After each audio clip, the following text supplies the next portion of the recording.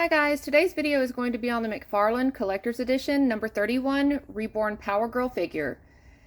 This figure's retail price is $29.99 and I did purchase this with my own money. As you can see, we have the regular version and platinum version. This is what she looks like in the box on the regular version. And here she is in the platinum.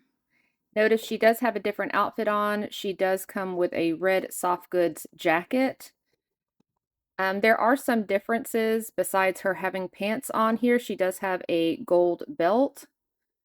And the blue is a different shade of blue on her gloves and boots. And in this one, I'll show you guys up close, she does have the heat vision eyes.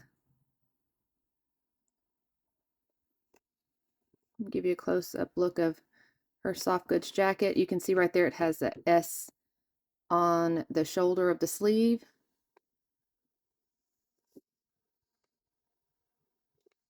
All right, so let's go ahead and open this one up.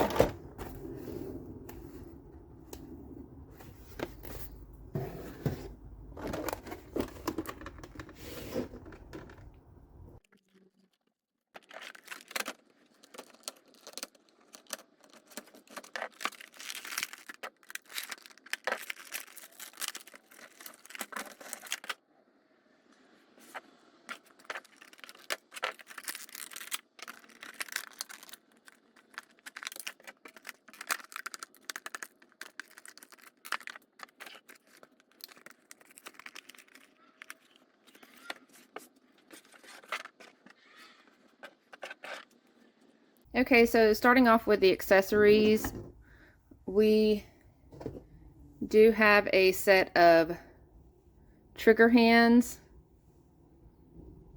here.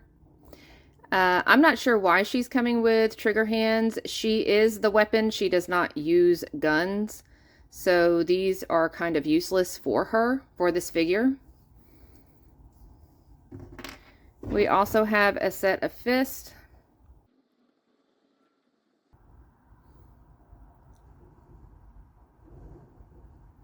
Okay.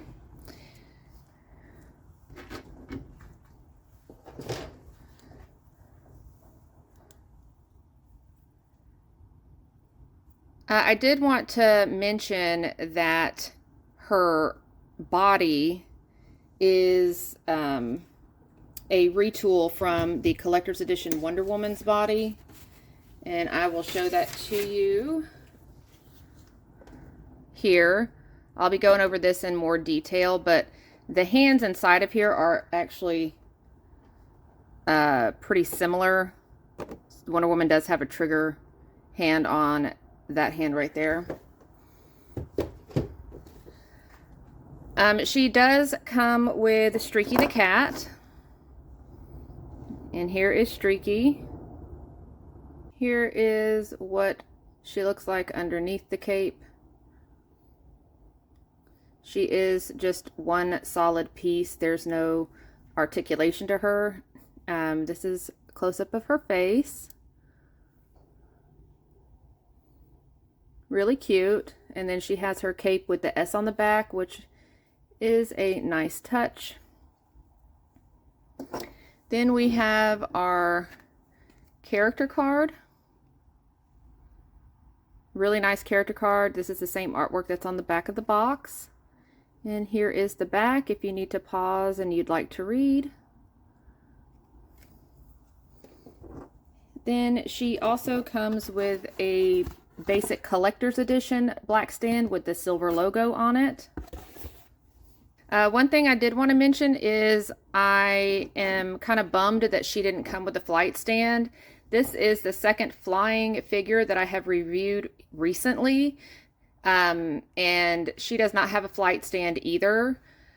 So that kind of upsets me. I think that if it is a flying character, then we should get a flying stand, especially in a collector's edition. Moving on to the figure, I would like to mention that she does not match the box art on the back.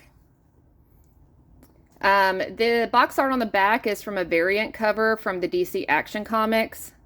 And this is just a pet peeve of mine.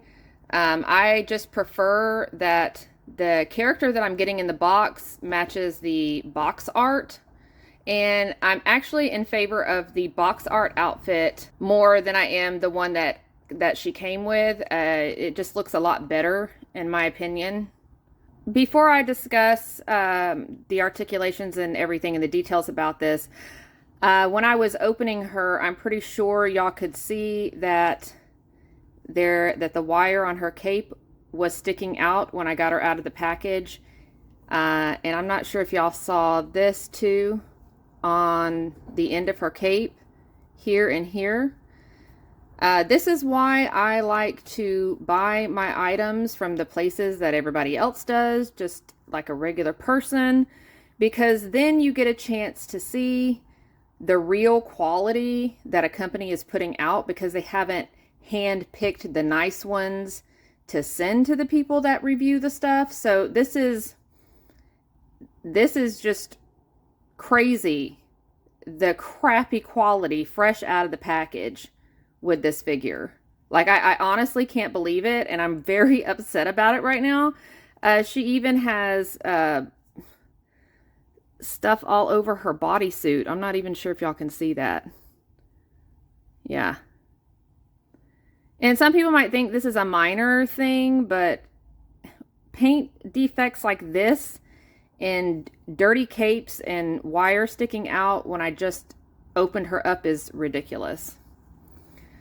Okay, with that being said, let's move on to the actual figure. She does have a nice head sculpt.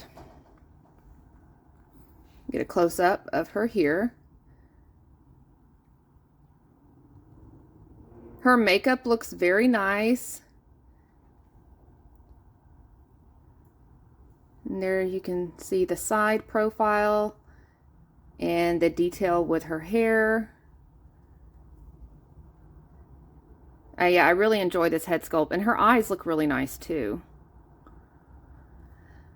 Her armor piece on her shoulder, it floats, it's not attached, so it does, move around, and it will not hurt with articulation, as you can see here.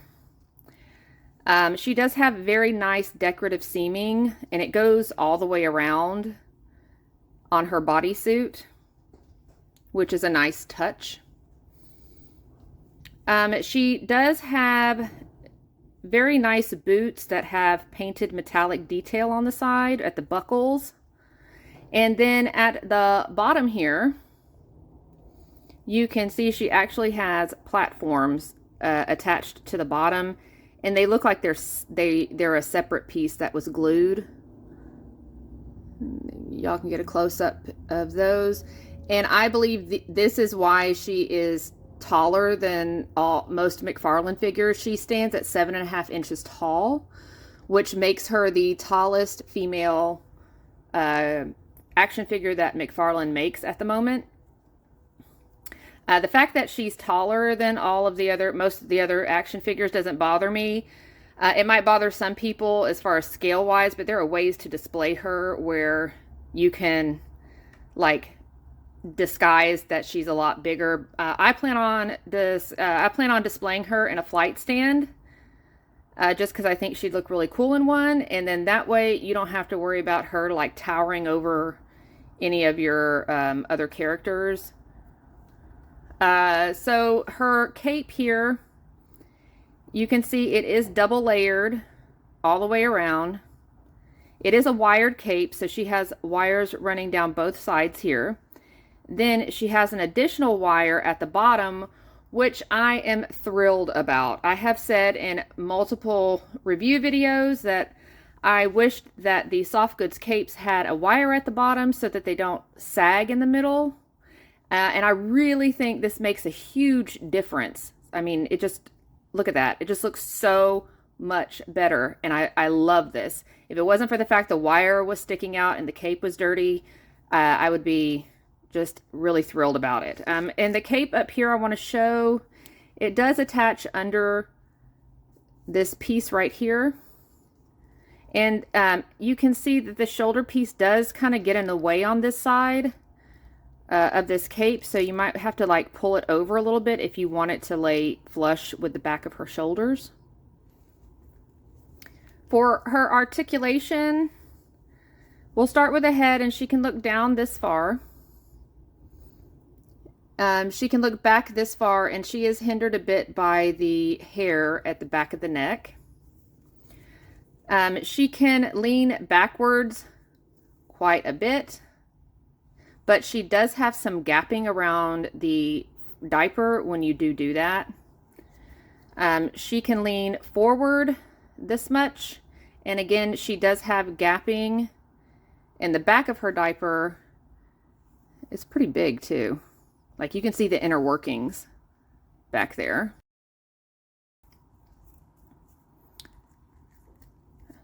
Her elbows are double jointed, and this is the max she can lift up, even with the shoulder piece, and she can do 360. Her waist is 360. Her knees are also double jointed, as you can see. And she does have the standard ball joints, but no articulation in the toes. This figure is also, as I mentioned, reusing Wonder Woman's Collector's Edition's body and also Crime Syndicate Superwoman's body. Mcfarlane has just added some overlays, and the fact that he's reusing the body saves him a bunch of money already. Then he only gave us this one head sculpt, didn't include any face plates or alternative heads, so this cuts his cost even more. On top of that, he did not include a flight stand, so again, that's even more money he saved. Yet this figure is $29.99 and it's a collector's edition, and I think it falls short due to that penny pinching, so I do want to mention that. I really feel like I'm not getting my money's worth. And I do want you guys to see the comparisons to the Wonder Woman body.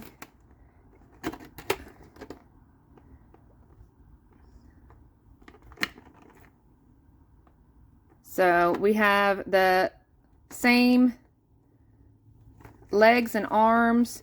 The chest area is the same. The hands are the same. Here, I'll show it down here. The hands are the same. The diapers both have the molded belt, so I mean that is a minor change that he made, but this is not a totally new body. This is not a totally new sculpt. And I think the only reason, again, why she's taller, because it is a Wonder Woman's body, is because of the platforms at the bottom.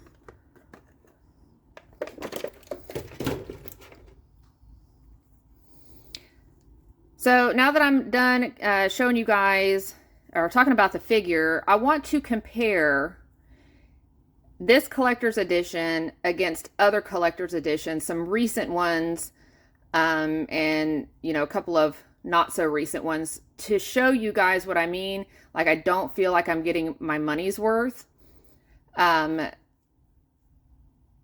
It's just, they're not, all collector's editions are not created equal when it comes to McFarlane. And I'm going to show you guys what I mean by that. Okay, so first we're going to compare the Power Girl collector's edition to the Wonder Woman.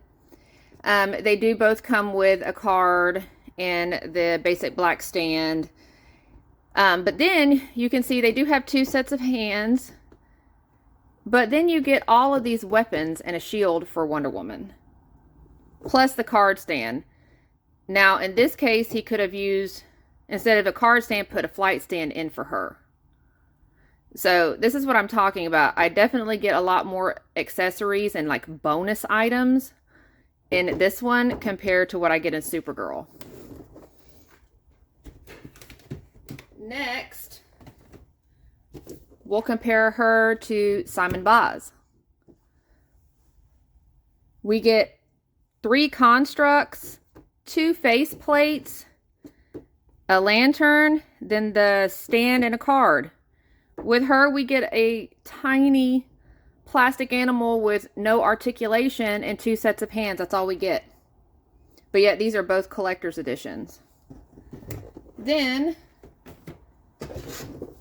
we'll compare her to Christopher Reeve, Superman, collector's edition. We get all of these hands, even one with a cool crystal in it. We get an alternate head, and we get a flight stand with this one, and a character card, versus what we get with her. This could have honestly been just a regular release or like a gold label, and for 24, 22, 24 bucks. This is not enough stuff to be a collector's edition. Now, then for $24.99, we have a Build-A-Figure release.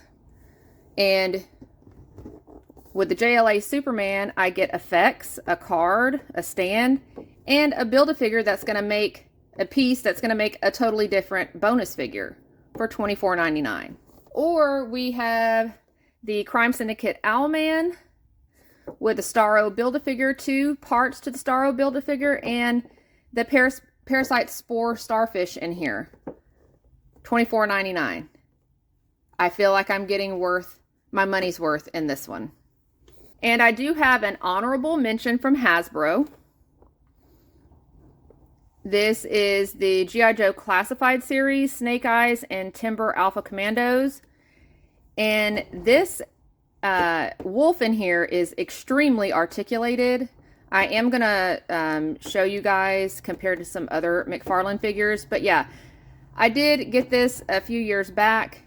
It's around $40 retail price at the time that I purchased it. And look at all of the goodies that I get in here. And a very detailed figure. And the animal companion comes with an extra head. Imagine that. Moving on to the animal companions that McFarlane does, the majority of them do not have articulation. This Crypto does have articulation at the head where he can turn his head, but his body is plastic and does not move. This one from Animal Man does not move. Topo does not move. This eagle from Beast Boy does not move. It's just a single plastic piece. Then Streaky does not have any articulation either, not even at the head. Now I'm going to show you Hasbro, what their animal companions look like. And like I said, he came in, it was around $40 retail. First of all, look at his paws. Do you see a difference here? Okay.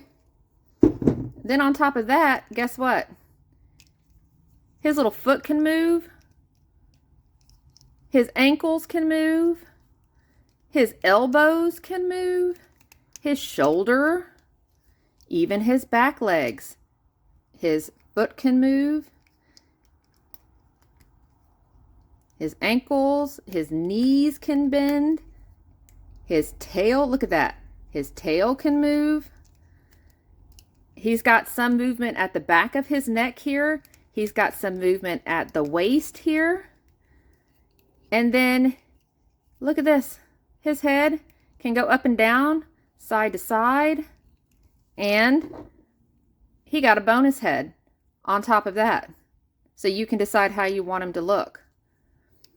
These little animal companions that McFarlane does like to put in his collector's editions, like this Crypto and Streaky, they are so cheap to make. You could literally go to Walmart and find a bucket of farm animals, like realistic farm animal playset in the preschool section. It's like $11 and some change. And with him being a huge toy company, I'm sure he gets his materials for way cheaper than that. But yet, because you throw a unarticulated animal companion into a collector's edition, I'm supposed to somehow feel like that justifies the $30 price tag, which in my opinion, it doesn't at all. So I just wanted you guys to kind of see the quality versus what you're paying versus what you get in the pieces and figures released from Mcfarlane. My final thoughts about this release is I'm kind of torn about this figure. Despite the quality control issues that I showed you guys, my nitpicking about not getting a flight stand, her being taller than most of the figures and limited accessories and all of that, I do feel like PowerGirl is a good figure if you can get one that doesn't have quality control issues. You can really tell when you look at her that, you know, she's a pretty good figure. She has one of the nicer looking head sculpts in my collection. So when I'm really torn about it, I mean, I'm happy and then I'm not happy because of the quality control issues, but I am happy that I got her before she sold out. With the quality control issues that my figure had, I can't confidently recommend this figure because I'm not sure how many others were released that had quality control issues. But most collectors, if they're wanting to get her, they're going to buy her anyway. I do want to mention that I feel like the design team at Mcfarlane are not really thinking the designs through. And it's because when this figure doesn't have a gun or a weapon and she has trigger hands, and then she's a flying character and doesn't have a flight stand, I mean, it just seems like that would be common sense for her to come, you know, with just basic stuff. Also, the past few releases have had major design flaws, like Night People Batman. And also in this wave, there are design flaws on Captain Cold and Guy Gardner that I will be mentioning in the next couple of videos that I put up. Thank you guys for watching. See you guys in my next video.